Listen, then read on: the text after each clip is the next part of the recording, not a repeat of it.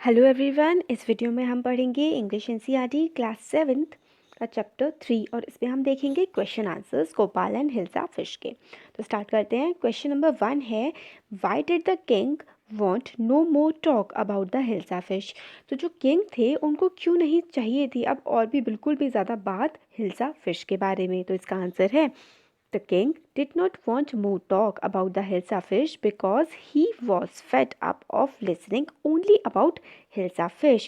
तो जो किंग थे उनको हिल्सा फिश के बारे में मतलब सुनते सुनते ना वो बिल्कुल पक चुके थे, परेशान हो गए थे। फेटअप हो जाना मतलब पक जाना, इसलिए वो उनको नहीं चाहते थे कि कोई उनके आसपास हिल्सा फिश के बारे में बात करे। तो सेकंड क्वेश्चन है, what did the king ask Gopal to do prove that he was clever. तो किंग ने गोपाल से ऐसा क्या कहा और मतलब उससे ऐसा क्या करने को कहा कि वो प्रूफ करे कि जो गोपाल है वो क्लेवर है, मतलब चालाक है। तो इसका आंसर है, the king asked Gopal to buy a huge hilsa fish and bring it to the palace without anyone asking to prove that he was clever then other.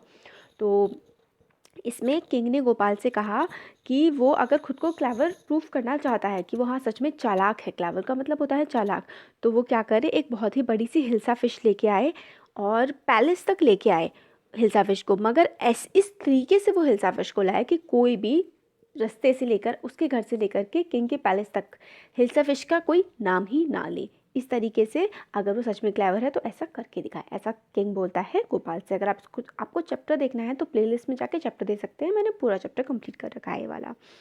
Next question है, what 3 things did Gopal do before he want to buy his hilsa fish. तो ऐसी कौन सी 3 चीज़ें थी जो गोपाल ने की थी अपनी हिल्सा फिश को खरीदने से पहले। तो इसका आंसर है, 3 things done by Gopal before going to buy hilsa fish were, he half shaved his beard, he smeared ash on his face and dressed himself in disgraceful rags। तो जो 3 चीज़ें गोपाल ने की थी हिल्सा फिश खरीदने जाने से पहले वो ये थी कि उसने अपने फेस को हाफ शेव कर लिया था, मतलब दाढ़ी बनाई थी और आधी बनाई थी, आधी बना ली थी और आधी रहने दी थी। और उसने अपने पूरे फेस पे स्मियर कर दी थी, मतलब पूरे फेस पे लगा दी थी राख। और उसने खुद को ड्रेस किया था एक रैग में, मतलब जो मांगने वाले लोग नहीं होते हैं, भीख मांगने वाले जो गंदे से कपड़े पहने रहते हैं, इस तरीके के कपड़े उसने पहन लिए थे। डिसग्रेसफुल रैग्स मतलब बहुत ही ख़राब दिखने वाले रैग। रैग मतलब ऐसे होते हैं जैसे कोई कट्टा टाइप का डाल लेना, बस कुछ पहनने के लिए कपड़े पहन लेना, बहुत ख़राब जो होते हैं वो रैग बोलते हैं उसको। तो नेक्स्ट है इसका question, how did Gopal get inside the palace to see the king after he had bought the fish. तो गोपाल किस तरीके से पैलेस में गया किंग से मिलने के लिए जब उसने फिश खरीद ली थी उसके बाद। तो इसका आंसर है, when Gopal asked to the guard to let him get inside the palace to meet the king and he refused. Then he suddenly started dancing and singing loudly. On hearing the loud sound, the king sent his messenger to call Gopal inside the palace। तो गोपाल जब मतलब palace में जाता है तो guard उसको अंदर नहीं जाने देते हैं। तो जो गोपाल होता है वो बहुत तेज़ तेज़ गाना गाने लगता है, डांस करने लगता है। और गोपाल की गाना गाने की, डांस करने की खूब तेज़ तेज़ आवाज़ें सुनकर जो किंग है वो मैसेंजर से कहता है कि गोपाल को पैलेस के मतलब जो होता है राजा का महल जो होता है उसके अंदर आने दिया जाए। नेक्स्ट क्वेश्चन है, explain why no one seem to be interested in talking about the hilsa fish which Gopal had bought. तो हमें एक्सप्लेन करना है, बताना है कि कोई भी हमें इंटरेस्टेड क्यों नहीं दिख रहा था गोपाल जो हिल्सा फिश लेकर के आया था उसके बारे में बात करने में। तो इसका आंसर है, no one seem to be interested in talking about hilsa fish which Gopal had bought because. तो कोई भी इंटरेस्टेड नहीं लग रहा था उस हिल्सा फिश के बारे में बात करने में जो गोपाल लेकर आया था, क्योंकि Gopal dressed himself in a ridiculous way that he got attention of everyone. क्योंकि गोपाल ने बहुत ही अजीब तरीके से कपड़े पहन रखे थे और सबका ध्यान जो है उसके कपड़ों की तरफ ही जा रहा था। रिडिकुलस वे का मतलब है बहुत ही गंदी तरीके से।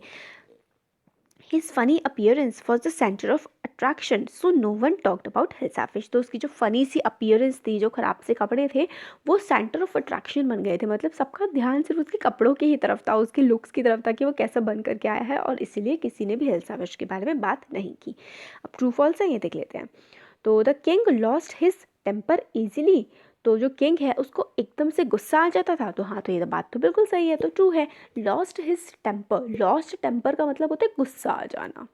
सेकेंड वाला है हमारा, गोपाल वॉज अ मैडमैन, क्या गोपाल एक पागल इंसान था? तो इसका आंसर है फॉल्स। नहीं, वो पागल इंसान थोड़ी था, वो तो सिर्फ किंग को ये प्रूव करना चाहता था कि वो ऐसा कर सकता है, पैलेस तक आ सकता है अपने घर से बिना किसी, मतलब एक हिल्सा फिश ले करके अपने हाथ में, और इस तरीके से आएगा वो कि कोई भी हिल्सा फिश के बारे में तो बात करेगा ही नहीं, तो वो पागल नहीं था। तो इसलिए इसका आंसर है false. Gopal was a clever man, तो यस, हाँ, गोपाल बहुत ही चालाक था।